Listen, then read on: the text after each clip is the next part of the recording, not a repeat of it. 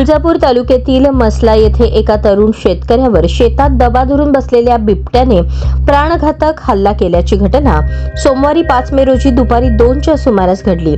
निखिल बाबूराव गायकवाड वय 28 असे हल्ला झालेल्या तरुण शेतकऱ्याचे नाव असून त्यांच्यावर सध्या तुळजापूर उपजिल्हा रुग्णालयात उपचार सुरू आहेत। सोमवारी दुपारी निखिल गायकवाड हे त्यांच्या शेतात जनावरांना हिरवा चारा आणण्यासाठी गेले होते।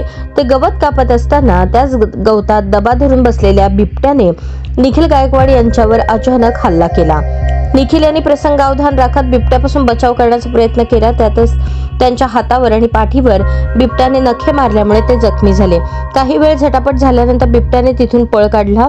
निखिल गायकवाड यांनी जखमी अवस्थेतच घर गाठले आणि तिथून तुळजापूर येथील उपजिल्हा रुग्णालयात दाखल झाले।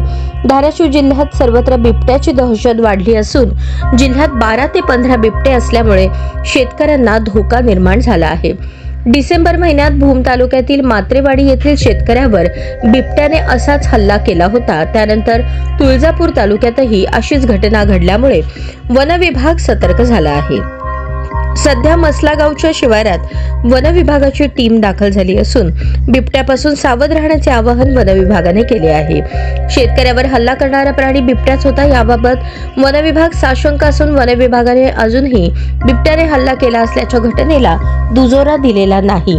तरीही शेतकऱ्यांनी सावध राहावे असे आवाहन वन विभागाने केले आहे।